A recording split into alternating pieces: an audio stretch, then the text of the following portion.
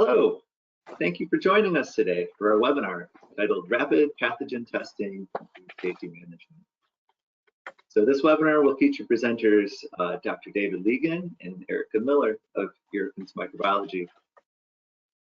So as we get started, I'd like to read a brief background on each of our presenters, so the context of the presentation. So first, we'll have Dr. David Legan. Dr. Legan is the Director of Science for Eurofins Microbiology. Formerly affiliated with the lab in Madison, Wisconsin, he works across the U.S. network of labs on all aspects of method selection, development, validation, and verification. In previous roles, he spent time with Kraft Foods and Nabisco, working on preservation systems, food safety, and pathogen modeling. Dr. Legan began his career at Camden BRI in the UK, working on all aspects of bakery microbiology. He holds a PhD from the University of Reading in the UK. So after Dr. Legan presents, we'll hear from Erica Miller. Erica has worked with Eurofins for over 7 years. Her background includes microbiological epidemiology with a focus on infectious disease. She started with Eurofins Microbiology as a laboratory technician and advanced to various roles covering all aspects of the lab. Her current role involves providing research and technical support to the laboratory network with research objectives of method validation, method verification, method development, and investigating new technology. Okay, so that's it for me with that introduction. I'll hand it over to you, Dr. Legan, who will begin our presentation. Thank you, Scott. Hello, everybody, and thanks for joining us. The webinar today will really be in two major parts. I'll talk about the rapid method technologies themselves, and then Erica will bring us home with all of the important considerations that go beyond the technology in terms of how you use it. So as we think about choosing and using rapid microbiological methods, I want to actually mention at this point the biggest challenge that we have is not the detection technologies themselves, but the sampling and sampling preparation, where we may have few or no options. I'll talk about that just briefly in a minute. So what we talk about in this section will really be about the things that help us to make the choices of the method. Nothing that's said in this section should be taken as either endorsement or a criticism of any particular technology or testing platform, and basically everything I'm going to say is based on my experience and may or may not reflect Eurofins' official view. I should also say that, as a testing laboratory operation, we're very familiar with the technologies that we use. We have some familiarity with many technologies beyond our walls, but we may not be able to speak in as much depth about those. So how big is the challenge of pathogen detection? Many ways to think about this, but the way I like to start is to think about one bacterial cell, an E. coli, weighs 1 picogram, 10 to the minus 12 of a gram. So when we test for a Salmonella or an E. coli or a Listeria, a 375 gram sample of food, when you work the calculation through, we're looking at a little under 3 parts per quadrillion, which is a mind-boggling number that you don't normally see. And then you see, the impression that it's like looking for a needle in a haystack. If you do the math, a needle in a haystack is about 42 parts per billion equivalent concentration. So in other words, what we're trying to do is a lot harder than finding a needle in a haystack. Looking for another way to illustrate it, I came to this analogy. It's actually like trying to find a pineapple in Lake Erie. But the equivalent calculation is pretty much equivalent concentration. Lake Erie is 240 miles long and 57 miles wide. So maybe that illustrates the scale a little better. Despite that difficulty, method users are pretty consistent. The most important thing they want from a method is accuracy. The second most important thing is time to result. And Way down at the bottom of the list is cost, which is very easy to say until you get the bill. And these data were from a poll we took at the IAFP conference about a month ago. So moving on to the slightly bigger list of method considerations, the first thing, of course, we need to know what's the target that we're trying to find. Then we have our list of priorities that we got from the conference. Some other things: do we need to confirm a result? Does our customer or our regulator accept the data? We could add a few more things. And we get to validation, which is there really at the bottom of the list only because it moves us neatly to thinking about what is validation. And it's a study of method performance that will tell us what we need to know about the accuracy, sensitivity, inclusivity, exclusivity, etc. of the method, how long an incubation time we need with an enrichment to get that performance. And it can be done within a lab, but for very mainstream methods, they normally go to a third party for some sort of certification. In the US market, that is usually AOAC International, that have two different method certification schemes. And the PTM one, performance tested methods, is most common for these rapid microbiological methods. In the European markets, you'll see AFNOR, Microval, Nordval, or other certification bodies. So we have a body, we have a certified list. Can we just simply go pick a method from that list? That might be nice, but unfortunately, when you do that, earlier in this year, I went and pulled everything on the PTM list and found 203 certified pathogen detection methods from 53 manufacturers. Of course, we may not need to consider all of those, but if we're trying to find Salmonella, there are more than 60 methods. If we're looking for Listeria, there are nearly 60 methods. So that's a lot to choose from. And we may have some other considerations, like we'd like every method to run on the same analytical platform for efficiency, which makes life a little complicated. Essentially then, the PTM certification is the cost of entry, and we'll think about these methods in some slightly other way. Maybe the first way to think about them is, what technologies are we using? How do the methods work? And there's quite a wide range that we'll build on this list as we go through the slides. The oldest class of rapid microbiological methods are what we call affinity assays. They use some sort of a capture technology, frequently antibodies, that will pull our target from an enrichment, and then we somehow use a detection technology to indicate what we've caught. Probably the first way in which this was done was the ELISA method, sometimes also the alpha method, depending on whether we're using a color or a fluorescent detection technology. We have antibodies bound to a surface, like a microtiter plate. You add the enrichment, the antibodies capture your target pathogen, wash out the enrichment, add some antibodies labeled with an enzyme that will act on a reporter molecule to give us a color change or a fluorescent signal. And because we have this antibody target antibody sandwich, we called this a sandwich ELISA. But all of those methods work in a somewhat similar way.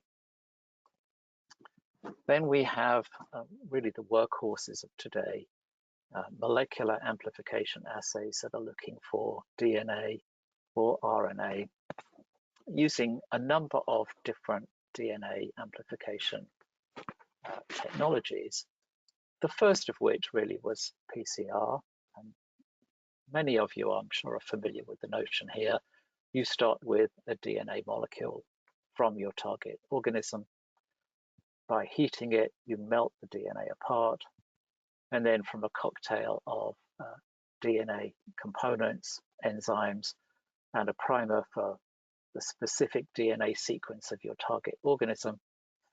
You cool that down and the DNA reassembles, but now it multiplies into 2 copies. You run that through several cycles and you get a very large number of these DNA components that you can detect. Some of the more modern technologies work in a slightly different way with isothermal amplification, but they're all basically using the ability of the DNA molecule or RNA molecule to copy itself. And then we have some what I would loosely call other technologies that don't neatly fit into the first 2 groups.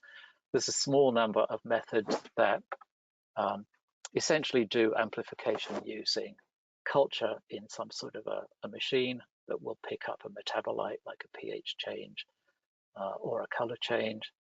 We have some niche methods used in only a limited number of circumstances, and we have some swab-based methods that tend to be used on a plant floor and not in a lab, so we're not going to talk about those in much detail or any detail at all.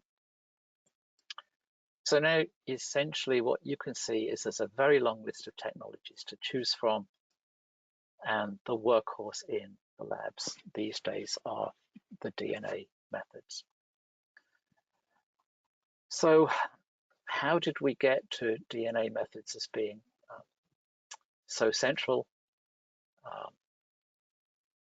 And how do we think about the relative performance of the different technologies? Well, the first thing that we could look at is what's the limit of detection of the detection technology.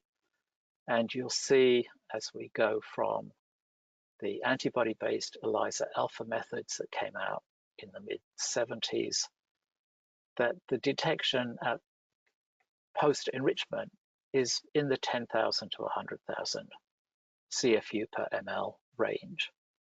As we move to endpoint PCR, which was the early PCR technologies, that drops down really to around the 10,000 CFU per ml range. And then as we get into real-time PCR, that falls again to about 10 to the 3. So if we are only interested in sensitivity, you'd think that qPCR is the way to go. But a funny thing happens when we look at the certified validation status of these methods.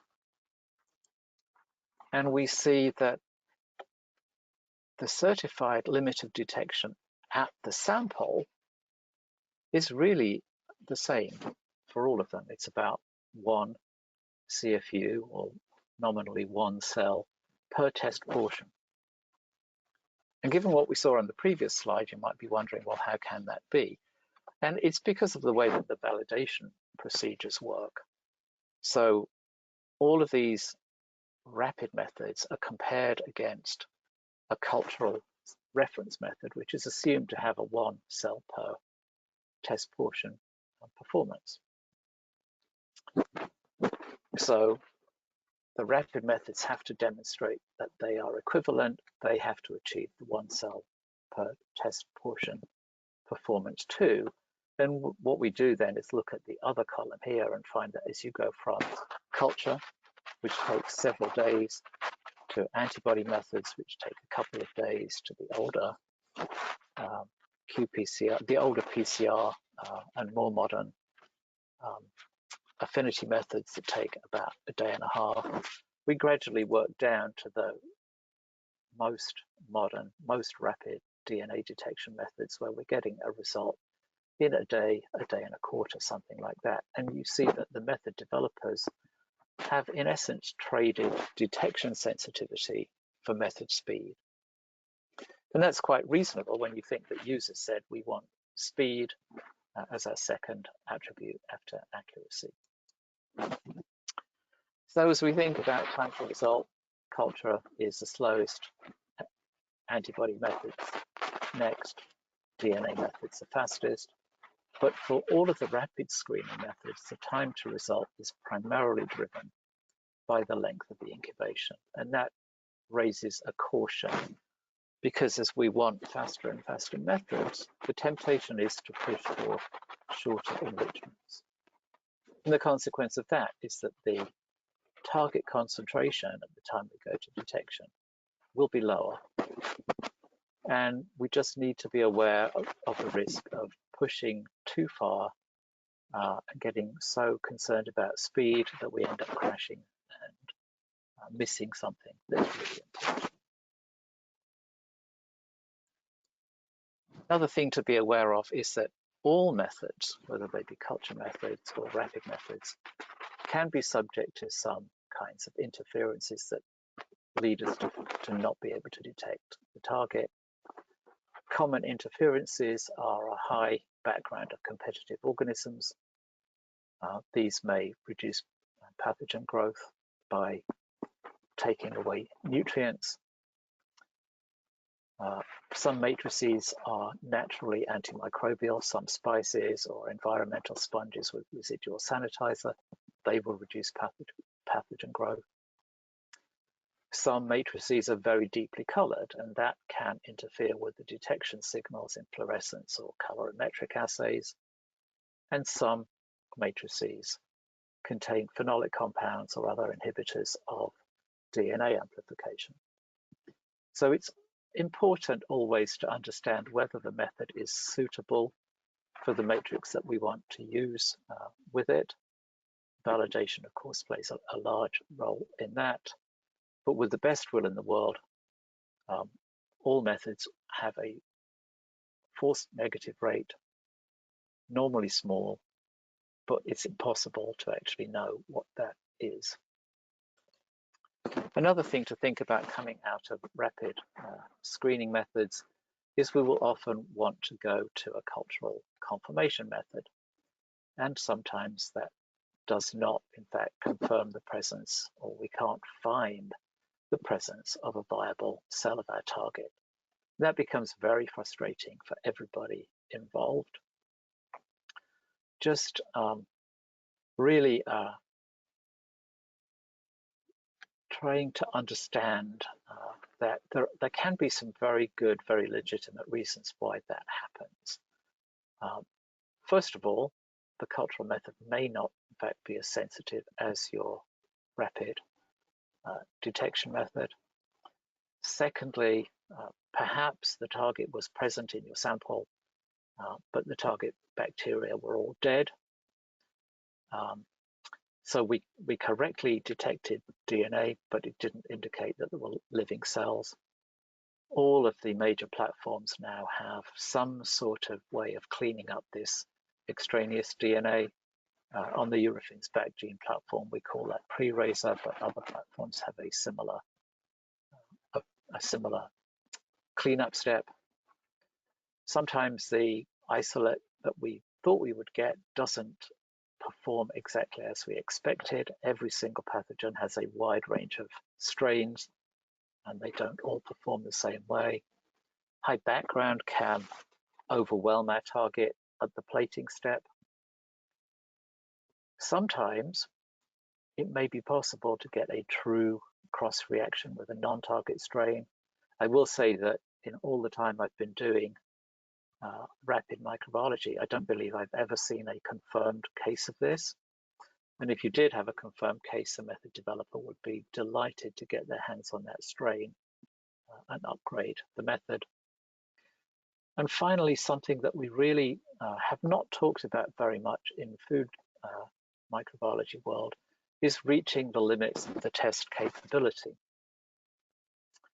Now, in clinical diagnostics, the ability of it, or the possibility of a test having a false positive result is very well known. And decisions are made on whether to test or not, in part based on the chances of getting a false positive result that would lead a patient into expensive or invasive additional procedures. We don't really think about that too much in food, although, of course, the confirmatory testing and any follow-up that we may need to do as a result is kind of equivalent to the additional expensive or invasive procedures. one of the things that the clinical people are very clear about is that there's an inverse relationship between the true false positive rate of a test and the incidence of non-confirming presumptives. In the food world, we're working in a space where we're expecting a only very small proportion of our tests to actually be contaminated with the target pathogen. And even with a good test, if we're at a 1% true incidence rate, which may be what we would see in environmental swabs, you could see a non-confirming rate somewhere between 5 and about 20% of all of those detections, depending on what the test false positive rate is.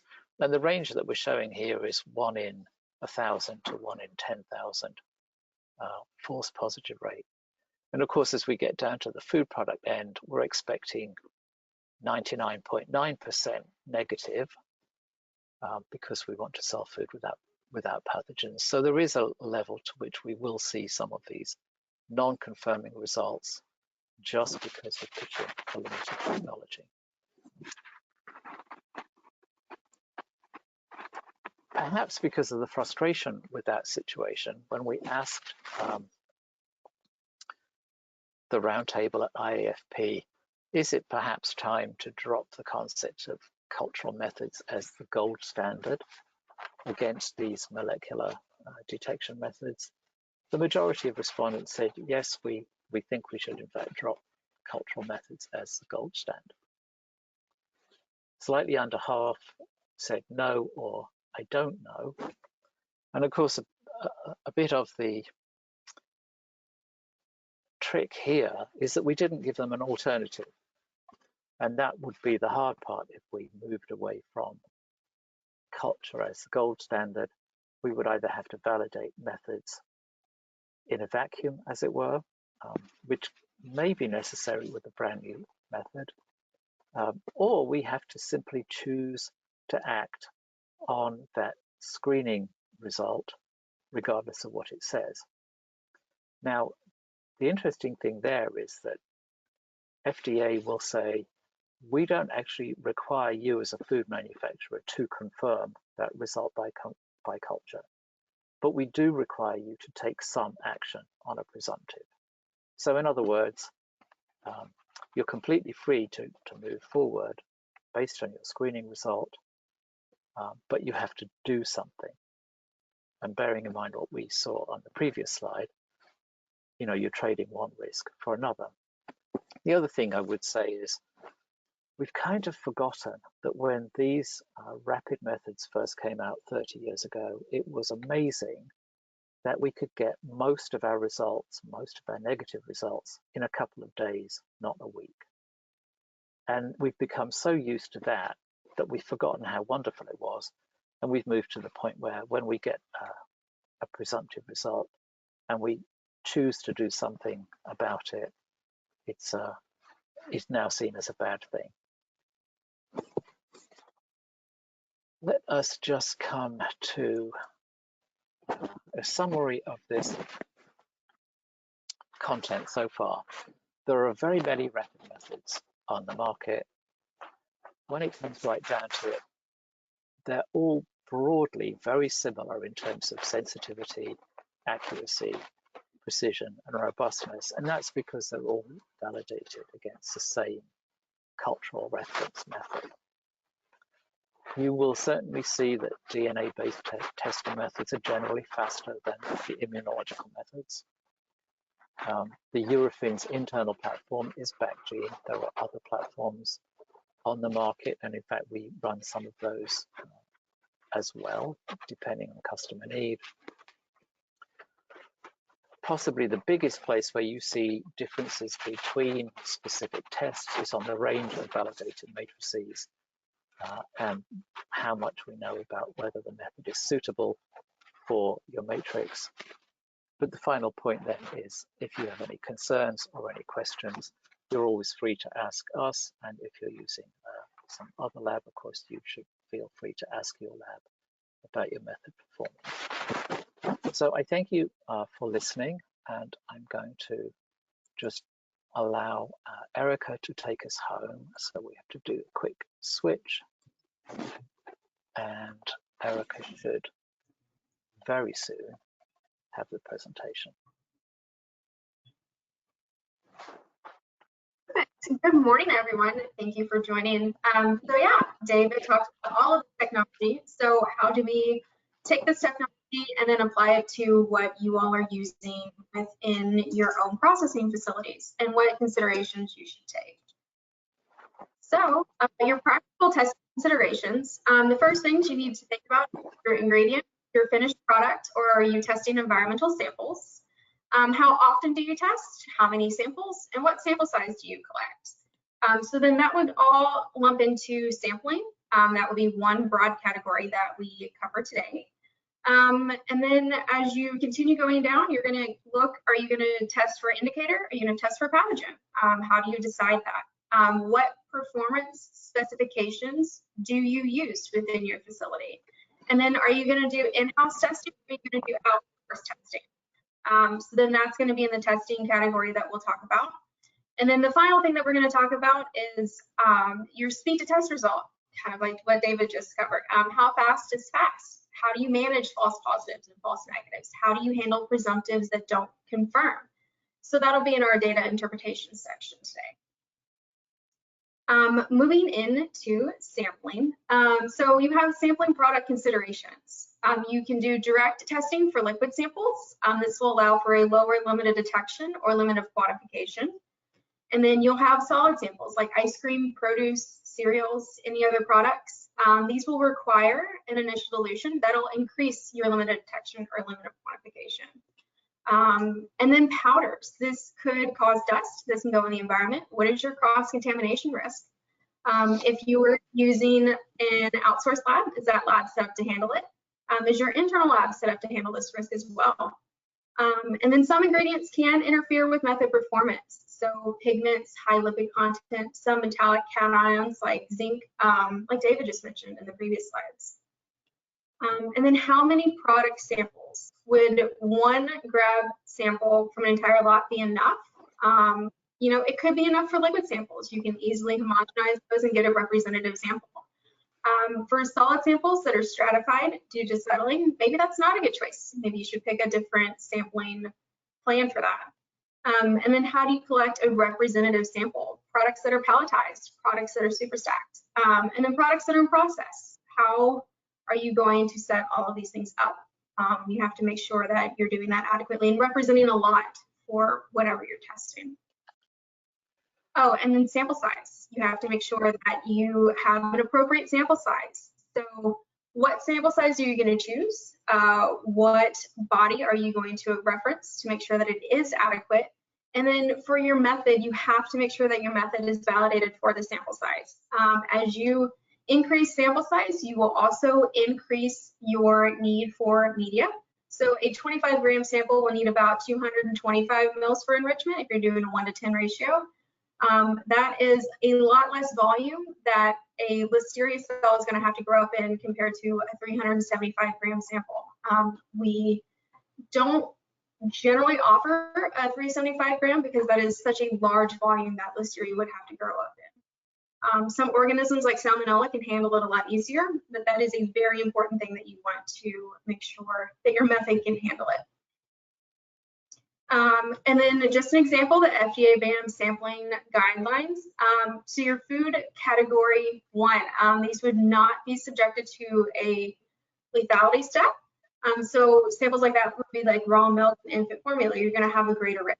So you're going to have more samples you're going to want to test. Then we'll go into like food category 2. That would be like fresh produce, IQF, and chocolate. They're not normally subjected to a process lethality step. So you're going to have reduced sampling, but it's still going to be greater than your food category 3, which is going to be your lowest risk. And you'll have less sampling because these are processed samples that should go through a lethality step. EMP considerations, your sampling plan, your frequency. You want to make sure that you have good frequency for whatever you are sampling. And then your zone concept for your locations. You want to make sure that you have enough coverage in that, and then you are doing it throughout. And then your sampling tools, you want to make sure you have an appropriate swab or sponge, and then your transport buffer is very important for lab processing and neutralizing whatever your sanitation is. And then you want to ensure your validation and verification is good for whatever sanitation efforts you're using throughout the plants. How many EMP samples? It'll vary, and varies depending on risk. It'll also vary depending on your size and complexity of your facility, how many SKUs you're making, how many sanitation runs. You can be multiple times a day. It can be weekly. It can be, depending on where it is in your zone, you might sample more, sample less. And then your sites are typically predetermined. You will want to rotate to make sure that you are covering everything that you need to. The U.S. Dairy Innovation Center recommendation, a minimum of 30 swabs per 50,000 square feet per week. And then it will increase if you have a larger size. So it goes back to what we were talking about. And then if you have an out-of-spec, you will want to significantly increase the sample that you're taking and make sure that you find where it is whenever you're performing your vectoring. Okay, moving into testing. What do you want to test for? Do you want to test for pathogens, spoilers, or indicators? So your common indicators will be, your aerobic plate count coliforms, fecal coliforms, EB, lactic, yeast and molds. And then ATP, you're just checking for cleanliness of the area. And then your specific pathogens, Salmonella, Listeria. And it will depend on what you're testing, where it is. If you are looking at your zone concept, your zone concept, you might look more for indicators within zone 1, and then look for Listeria species out in the other zones for your pathogen of interest. Your environmental monitoring, what do you want to test for? What environment? Your Listeria mono is going to be your pathogen of concern. Your Listeria species will be your indicator. Dry processing, you'll probably want to look at Salmonella or Coronabacter, or if you want to go for your indicators, your EB or coliform E. coli, just depending on what you want whenever you're doing. And then what about other pathogens? If you're controlling for Listeria and Salmonella, you have good odds that you're controlling for the other pathogens as well. Within your plant, you can have transient or persistent strains. So your transient strain, it'll come in and then move through the facility. Your persistent strains, it will enter and could create harborage sites, and then that'll give you a biofilm. You don't want that, but those are things to take into consideration. You can use strain tracking to determine what you have or don't have. And then your environmental monitoring tools, you want to make sure you have the correct tools. Your swabs, they'll do your 1 inch for sampling in your hard to reach areas. Sponges, you can get up to 2 feet, and then they can be the polyurethane versus cellulose sponges. And then your neutralizing agents, those are very important to take into consideration when you are performing different testing methods. Are you testing for quantitation, or are you testing for presence, absence of a pathogen? So these are some of them, and this is what they work against. A really important thing to note is that neutralizing buffer is not always the best for molecular detection assays. Some of the assays have the sanitizer or the neutralizing agent is on the market. They have tools to address this. Another thing to see is that the DE neutralizes off, so it doesn't work well on 3M feature films when you're doing quantitation. So you do want to make sure that you have the appropriate tool when you're monitoring your environment. And then components of a testing program. Some of the things that you would want to take into consideration, your method. Is it internal versus commercial? For a lab or an in-house method. Validation, like David said, it can be AOAC or AFNOR, or it could be internal. Verification of whatever you're testing. So is your matrix suitable? And can the lab perform this method adequately? Modifications of methods can occur. You can change the dilution ratio, change the time and temperature. You could do wet pooling. Modifications are not always bad. It is not appropriate to cite a method and not perform it accurately. That is when modifications become an issue, but some things like spices will need a higher dilution ratio to dilute out the antimicrobial effect. And as long as the lab has data proving that it still works, cite it as a modification and use it appropriately.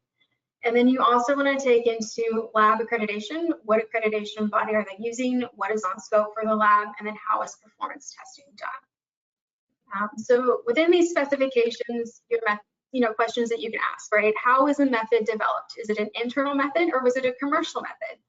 Either can be strong as long as they're supporting data. There can be very strong internal methods with very well written and vetted out studies to have an internal method, while commercial methods might have an AOAC certificate.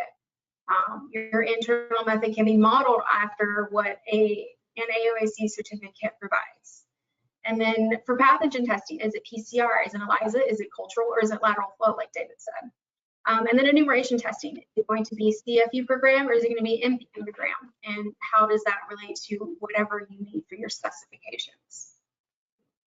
And then validations, is it a third party or internal, like we just talked about? And then the third party, it can be AOAC, ISO, AFNOR. And then make sure that the lab is running it according to the method. You don't want them veering off and citing on like an analytical report that it's performed one way and they're actually doing another thing, which goes back to our conversation about modifications. What is the scope of an AOAC validation? These are open documents. You can go and see what is included in this AOAC. It is on the second page. It will specify sample size, the type of growth media, the enrichment ratio, incubation time, and temperature. The products included on this, they are listed in the validation. These are validated for use, good to go, right off the shelf, no problem. And then it can be limited to the procedures performed in the instructions for use. If you go outside of that, that's when the modifications occur. And labs can perform additional studies and continue using the citation, but they have to have that data on file. This page 2, if you ever go look it up, would have the most pertinent details. Verifications. So AOAC is validated for a certain category. There are 8 categories by AOAC, and then they have subclasses, and then you can go into verification to make sure that they work. So if one class is validated, you can go ahead and run additional samples for verification. So if meat was a category, but they did ground beef, you can run a verification for poultry to make sure that it still fits and is fit for use for the method. Lab accreditation and scope. You have your ISO 17025, and then there's the A2LA certifying body. That's just an example. There are multiple certifying bodies out there. And then the lab scope. Labs should have the methods that they're running, and they have to run it according to the scope. What is a scope of accreditation? The lab has a quality management system and they follow good lab practices. That's very important. They have the appropriate equipment to perform the method and it's been calibrated and maintained. The lab has also trained technicians to the procedures. So they will have internal SOPs according to the methods that they have on scope based on the kit provider and the instructions for use with that kit. And then testing on these methods. They have to complete this testing every year to keep it on scope. And then for A2LA, they are audited every 2 years to maintain their scope. They can do scope expansions outside of that, but they have to submit the supporting documents. Modifications. So A2LA specific guidelines, substitution, is a change that does not change anything. That could be substituting a non-selective media like BPW for another non-selective media like TSB. They perform the same function and it doesn't modify anything drastically. Modifications, they do change things. A dilution ratio, that would be your nutrients available, diluting inhibitors, and it'll change like your detection limit. So that would be increasing your dilution from a 1 to 10 to 1 to 50. That is a lot more media that the organism has to grow up in. So you would likely need to increase your incubation time to hit that limited detection that's claimed within the AOAC certificate. Pooling, that will change your limit of detection as well. You would be, however many samples you pool, if you pool 5 together, one sample is positive, you are changing your limit of detection, and it does change how likely you're able to do that. And then media, you know, your appropriateness to grow the target organism. You can't go from a very selected media for Listeria testing to something like BPW, because Listeria will inhibit the gram-positive organism or gram-negative organisms. So it does give Listeria a chance to grow. If you go to BPW, it will allow the gram-negatives to grow like Salmonella and outcompete. So you want to make sure you have the appropriate media that you're using. And then data interpretation. What type of data are you getting out of what testing you're using? So qualitative will be a presence absence of the analyte, if that's a pathogen or an allergen in a product or on a surface. Quantitative will be your population size of target microbes, a level of ATP, or an indicator count.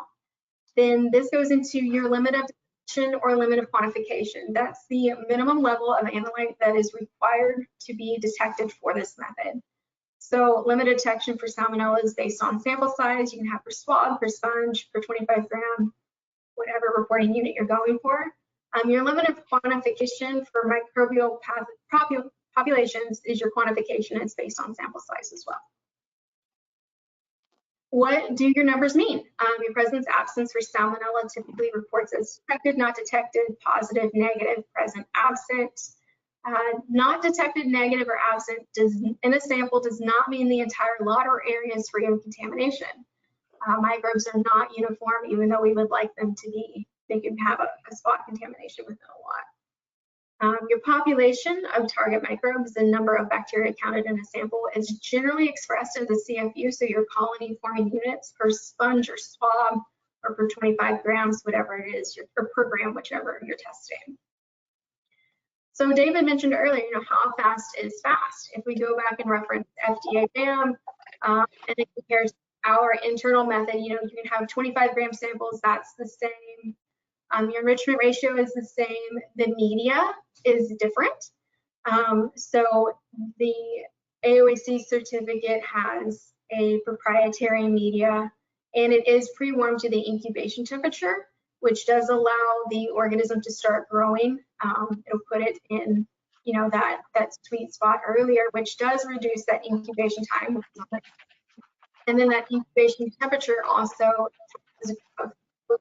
helps decrease that incubation time to allow for a more rapid method. And then our favorite, non-confirming presumptives. David kind of talked on this earlier when we started in the slides. So might as well come right back around to it. In clinical testing, specificity of a method is determined comparing to a definitive confirmation method, which would be like a biopsy. In food testing, we use cultural confirmation, and it is less reliable. So again, it is like finding a needle in a haystack. PCR is like using a metal detector or X-ray to determine if that needle is there. So cultural methods used for confirmation are like pulling handfuls of hay and trying to separate out the needle. And then a summary of everything that we've talked about today. Users want accuracy and speed from their methods. DNA detection methods provide both, and then you should understand suitability of your matrices on whatever method that you're going to run it on. Use appropriate sampling designs to find a pathogen if you're looking for pathogens, and then decide on how you're going to handle these results before you start testing. You always want to plan before you just go full bore into something. And then a small fraction of rapid detections do not confirm by culture. But most samples are faster getting these than doing it all by culture. So thank you all for joining us today. It is a pleasure to host you all, and we will go ahead and open it up for questions. All right. Thank you both, Erica, David.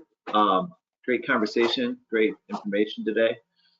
We have had a few questions come in, so I'm going to get into those. First, I'm going to start with I would like to maybe step into the mind of Dr. David Legan a little bit here with your pineapple in Lake Erie. You know, we're all familiar with the needle in the haystack, but how did you go into the concept of a pineapple in Lake Erie being equivalent to the E. coli in 375 grams of food? Yeah, you have to have a microbiologist to get that weird, Scott. You know, I've been really dissatisfied with the needle in a haystack analogy for a long time, because it's actually off by about 5 orders of magnitude from how difficult this process is. And at the IAFP conference about a month ago, in the final award lecture, Julian Cox presented this analogy of a candy bar in an Olympic-sized swimming pool. Well, I like the concept because it was volumetric again, but when you run the math, it's about a factor of 2 different from the needle in a haystack analogy. So it didn't work, but it got me thinking. I live about 5 miles from Lake Michigan. So what can I throw into Lake Michigan to get to the right kind of concentration? And it has to be a discrete thing. And I played around with the strawberry. That didn't quite work. Strawberry in Lake Superior was actually far too dilute. In the end, I ended up pulling the volumes of all the Great Lakes and pulling a list of fruits by mass, checking the math, and then the AI analogy, I threw it at Copilot that confirmed my math, and there we are. I had an analogy that I just thought worked. It was a single discrete thing in a very large volume. And yes, it's microbiologically weird, but I hope it's fun. Fair enough. Thank you for the explanation there. Okay, so to shift over then, I want to generalize this question a little bit but how can I tell if a method is suitable for my samples, whatever the sample is or the food matrix is? Click on that a little bit, please. Do you want to try that, Erica, or do you want me to take it? Yeah, I can start, and if I end up missing anything, please jump in. So you can start with asking your lab to make sure that it is suitable. They should have methods. They should know what matrices can be run on their methods. You can also pull that AOAC certificate, see if your matrix is listed in that, and then if not, it would be good to run a matrix verification prior to submitting to make sure that it is suitable. There are a couple different approaches. I know the one that we use within our labs is based on FDA BAM guidelines. We will take 7 replicates of that. Every replicate will be inoculated with a low portion of target organism, less than 30 CFU, and then we will simulate the routine incubation time, temperature, and then put it through PCR if that's what we're verifying. But we will cover it that way.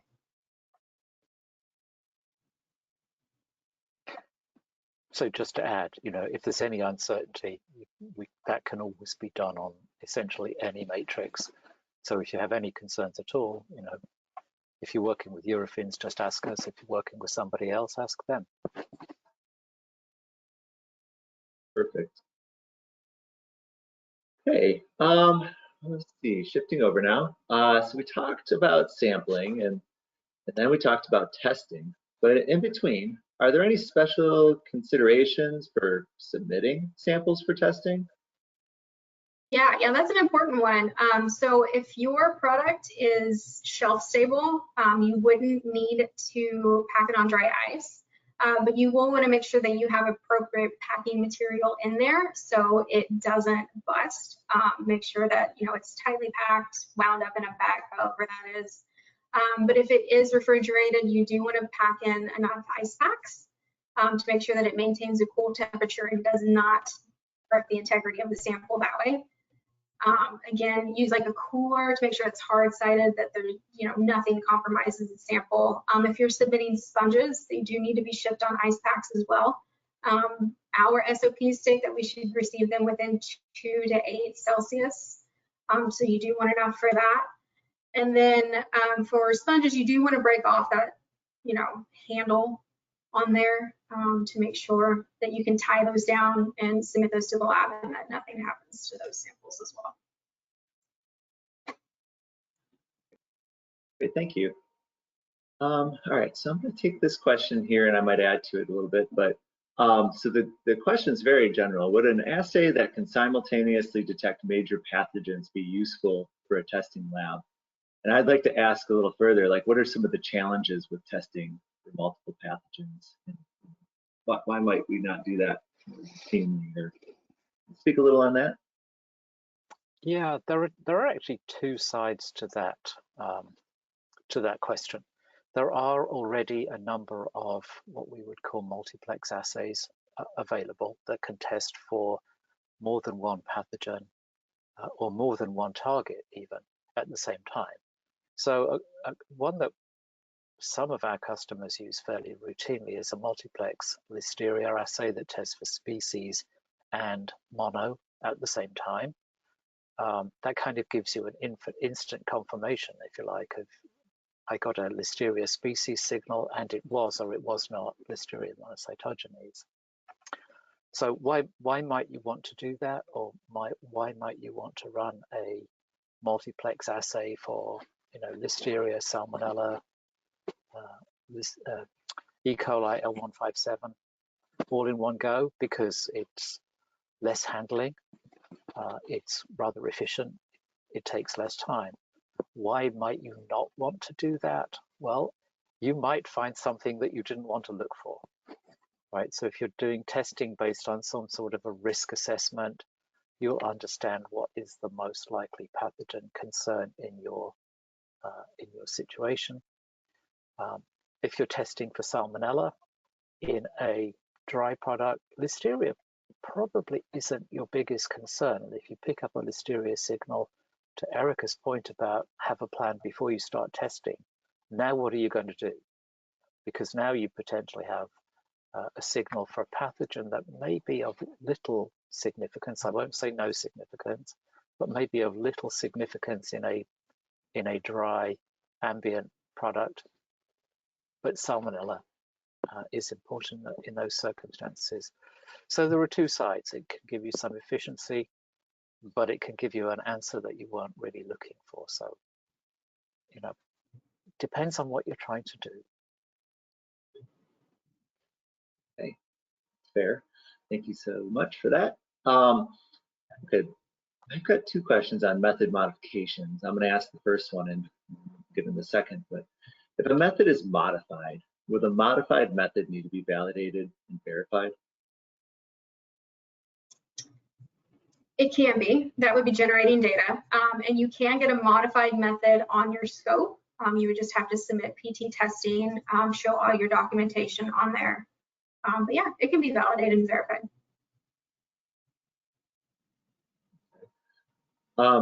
And then maybe an example of method modification. So if the dilution ratio stays the same, but the weight and sample is used is different, is that a modification? In the example given, using 10 grams versus 25 grams. Generally, you would keep the dilution ratio the same. So if you're doing 10 grams and it's validated, I would just go ahead and, as needed. But I mean, that would be keeping the ratios. As long as the ratios are kept the same, modification. If they are not, then yes, consider that a modification. So I'll just add to that, Scott, because I'd have to go look in the textbook to check if it's technically a modification or not. But if you go to a larger sample size at the same enrichment ratio, in effect, you're asking the method to be more sensitive, because you're now asking, instead of trying to find 1 CFU in 10 grams, you go up to 1 CFU in 25 grams. You're looking for more than double the sensitivity. Maybe at that switch, it's not that huge a change. But if you go from 25 gram sample to a 375 gram sample, you're now asking it to be 15 times more sensitive. So one way to compensate for that typically is to run a longer enrichment time. So you really do, if you're going to these bigger sample volumes, even if the enrichment ratio is the same, you do want to check that either the larger sample volume is already covered by the method validation, or you want to run some sort of a verification to be sure that the sensitivity remains good enough. Yeah, it's always easier to go down than it is to go up because you have to grow up more organism. And because of that point that Erica just made, we'll typically say if you have a validation for a 375 gram sample, that will cover anything up to that size. Thank you. That makes sense. Okay. Well, I do see a few more questions, but they look like they will involve some lengthy answers. So in spite of time, I'm going to go ahead and say we'll go ahead and end here. So with that, I guess I'd like to thank you all for attending, and special thanks to Erica Miller and Dr. David Legan for presentation and information today. Yeah, thank you all. Thank you everyone for listening. We'll see you next time.